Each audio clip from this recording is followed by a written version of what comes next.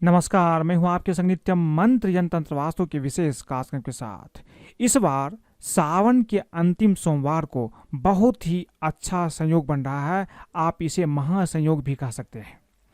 सावन के अंतिम सोमवार को पुत्रदा एकादशी भी है। ऐसे में सावन के सोमवार को खास उपाय करने से आपकी हर कामना मनोकामना पूर्ण होगी। सावन का सोमवार भगवान शिव को बहुत ज़्यादा पसंद होता है, इसलिए सावन के सोमवार को अगर आप भगवान शिव की पूजा करते हैं तो फल की प्राप्ति निश्चित रूप से होती है। इसके साथ साथ सावन के सोमवार को इस बार पुत्रदा एकादशी भी है, और पुत्रदा एकादशी भगवान विष्णु के लिए काफ़ी महत्वपूर्ण होता है। जो लोग एकादशी के दिन भगवान विष्णु की पूजा करते हैं उनकी मनोकामना पूर्ण हो जाती है।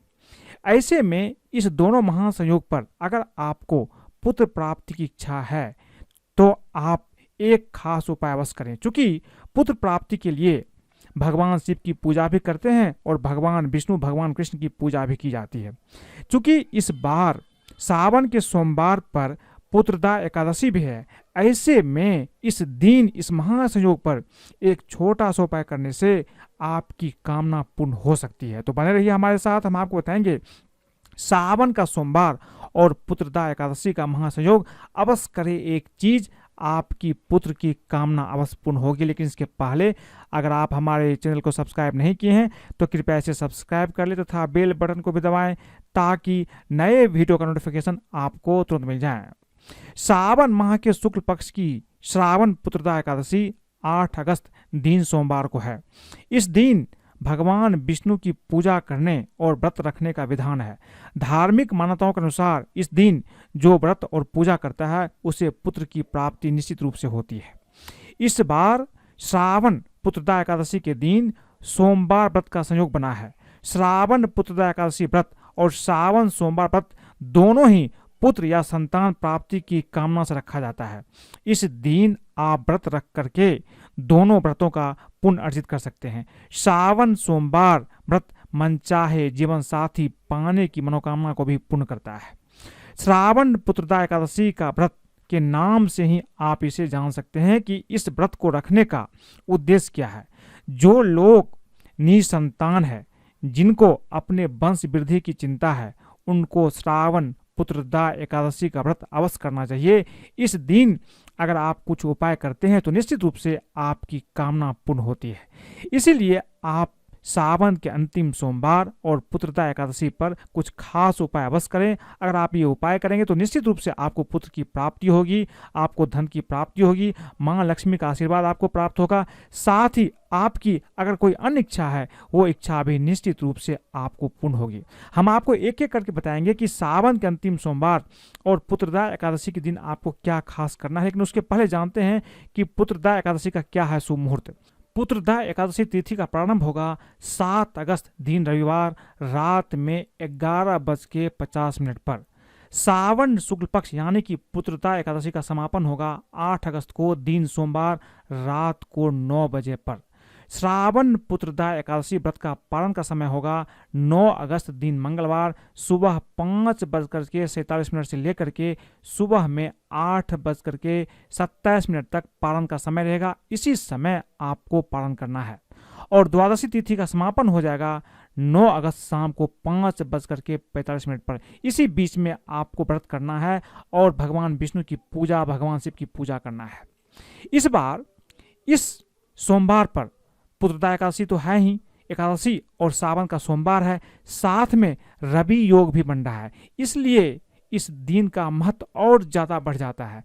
ऐसा मानते हैं कि रवि योग और मंगल को नष्ट करके सफलता प्रदान करता है। इस योग में सूर्यदेव प्रभावशाली होते हैं। इसीलिए अगर आप रवि योग में सावन के सोमवार और पुत्रदा एकादशी तीनों को मिला करके एक महासंयोग बन रहा है, इसमें अगर आप खास तरह से एक उपाय करेंगे तो आपकी इच्छा पूर्ण अवश्य होगी। रवि योग बनेगा 8 अगस्त को सुबह में 5:46 से लेकर के दोपहर 2:37 तक ये रवि योग रहेगा। इसी बीच में अगर आप पूजा करेंगे भगवान शिव की भगवान विष्णु की तो आपकी कामना निश्चित रूप से पूर्ण होगी। चूंकि इस 3 महासंयोग में यानी कि रवि योग, सोमवार, सावन का सोमवार और साथ में पुत्रदा एकादशी एक साथ पढ़ रहे हैं, एक साथ अगर ये चीज हो जाए और आप उपाय कर ले तो आपकी इच्छा निश्चित रूप से पूर्ण होगी। सावन के सोमवार यानी कि पुत्रदा एकादशी के दिन आपको क्या खास उपाय करना है ये हम जानेंगे, लेकिन उसके पहले ये जानते हैं कि अगर आप श्रावण पुत्रदा एकादशी का व्रत करते हैं तो इससे आपको क्या लाभ की प्राप्ति होगी। जो भी व्यक्ति श्रावण पुत्रदा एकादशी का व्रत रखता है और भगवान विष्णु भगवान शिव की पूजा करता है उसे सभी सुखों की प्राप्ति होती है। जो लोग संतानहीन हैं उन्हें पुत्र की प्राप्ति भी बहुत आसानी से हो जाती है। अगर आप सच्चे मन और श्रद्धा के साथ पूजा करेंगे तो आपको संतान की प्राप्ति निश्चित रूप से होती है। जो लोग अज्ञानी है उन्हें ज्ञान प्राप्त होता है, वे विद्वान भी बन जाते हैं। जो दरिद्र है निर्धन है उन पर साक्षात माँ लक्ष्मी की कृपा प्राप्त होती है, उसके जीवन में धन की कमी भी दूर हो जाती है। तो ये लाभ मिलेंगे आपको अगर आप पुत्रदा एकादशी पर भगवान विष्णु भगवान शिव की पूजा करेंगे। इस साल श्रावण पुत्रदा एकादशी के दिन सावन सोमवार व्रत भी है। इस दिन आप भगवान विष्णु और भगवान शिव दोनों का विधि पूर्वक पूजा करें। सावन सोमवार व्रत भी संतान प्राप्ति के लिए रखा जाता है। इस दिन आप दोनों देवों यानी कि भगवान महादेव और भगवान विष्णु को पूजे और अपनी मनोकामना की पूर्ति के लिए प्रार्थना करें, आपकी कामना निश्चित रूप से पूर्ण होगी। अब ये जानते हैं कि श्रावण पुत्रदा एकादशी के दिन आपको क्या खास चीज अवश्य करना चाहिए। श्रावण पुत्रदा एकादशी के अवसर पर आपको भगवान विष्णु का गाय के दूध से अभिषेक करना चाहिए। इसके लिए आप दक्षिणावर्ती शंख का उपयोग कर सकते हैं। दक्षिणावर्ती शंख में थोड़ा सा गाय का दूध लेकर के आप भगवान विष्णु का अभिषेक करें, क्योंकि दक्षिणावर्ती शंख भगवान विष्णु को बहुत ज़्यादा प्रिय होता है। ऐसा करने से श्री हरि विष्णु पर सभी मनोकामना को भगवान विष्णु पूर्ण करेंगे। इस दिन चांदी के लोटे में दूध और मिश्री मिला करके संतानहीन दंपति को पीपल के पेड़ पर अवश्य अर्पित करना चाहिए। इस उपाय से सुंदर और योग संतान की प्राप्ति होती है। अगर आपने संतान प्राप्ति की कामना से यह व्रत किया है तो आपको पूजा के समय भगवान विष्णु को पीले रंग के फूलों की माला अवश्य ही पहनानी चाहिए और चंदन के तिलक से श्री हरि विष्णु के मस्तक को सुशोभित करना चाहिए, उनको टीका लगाना चाहिए। उनकी कृपा से आपकी इच्छा निश्चित रूप से पूर्ण होगी। आप अपनी संतान की खुशहाली के लिए श्रावण पुत्रदा एकादशी का व्रत रखना चाहते हैं तो इस व्रत के साथ इस व्रत के समय पूजा के समय आपको एक मंत्र का जाप अवश्य करना चाहिए। ओम नमो भगवते नारायणाय। इस मंत्र का जाप कम से कम आपको 108 बार करना चाहिए। इससे भगवान विष्णु आपसे प्रसन्न होंगे और आपके जो संतान है उसकी खुशहाली बढ़ेगी, उनका स्वास्थ्य भी अच्छा होगा। संतान से संबंधित जो भी समस्या आपके जीवन में है वो निश्चित रूप से दूर होगा। भगवान श्री कृष्ण विष्णु का अवतार है। श्रावण पुत्रदा एकादशी को आप पूजा के समय संतान गोपाल मंत्र का जाप अवश्य करें। ये मंत्र है ओम देवकी सुत गोविंद वासुदेव जगतपते देहि में तन्यम कृष्ण त्वामहम शरणम गतः। इस मंत्र का जाप करने से निश्चित रूप से पुत्र प्राप्ति के संयोग बनता है। इसलिए आप सुबह में या शाम में जब भी आपको समय मिले तो निश्चित रूप से आप इस मंत्र का जाप कम से कम 108 बार करें। आपको संतान की प्राप्ति निश्चित रूप से होगा, क्योंकि इस समय भगवान विष्णु भगवान शिव की कृपा इस धरती पर होगा और आपकी इच्छा पूर्ण होगी। अगर आप धन की प्राप्ति करना चाहते हैं तो धन की प्राप्ति के लिए श्री हरि विष्णु को साबुत पान पर यानी पान के पत्ते पर कुमकुम से श्रीम लिख करके आपको अर्पित करना चाहिए। श्रीम एक मंत्र है, बीज मंत्र है। आप पान के पत्ते पर कुमकुम से श्रीम बीज मंत्र लिख करके आप भगवान विष्णु को अर्पित करें। इसके बाद आप जहां भी धन रखते हैं वहां पर उस पान के पत्ते को रख दीजिए। ऐसा करने से धन की प्राप्ति के योग निश्चित रूप से बनते हैं। इसके अलावा धन प्राप्ति के लिए आप दक्षिणावर्ती शंख में कच्चा दूध एवं केसर डाल करके भगवान विष्णु का अभिषेक करें।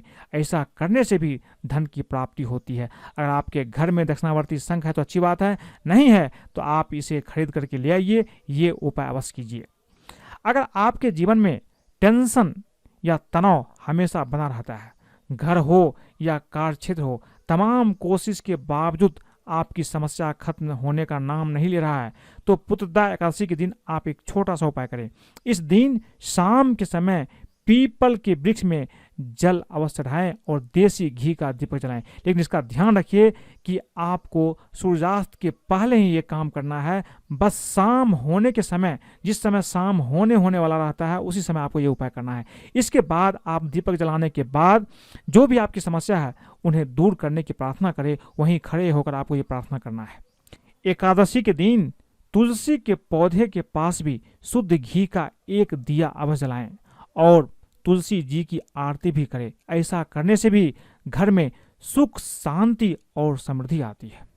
अगर संतान जन्म के बाद से ही बीमार रहता है, कभी कभी ऐसे बहुत सारे संतान होते हैं जो जन्म लेने के बाद हमेशा बीमार रहते हैं, अगर यह स्थिति भी आपके साथ है तो पुत्रदा एकादशी के दिन आप किसी 11 गरीब लोगों को बुला करके या उन्हें आप बाहर जा करके ही, जहाँ भी उपलब्ध हो, गरीब लोग हो, वहाँ पे कम से कम 11 गरीब लोगों को आप भोजन अवश्य करवाइए। इससे आपके संतान की बीमारी दूर हो जाएगी। एकादशी तिथि के दिन आपको चावल नहीं खाना चाहिए। आज के दिन चावल खाना शुभ नहीं होता है।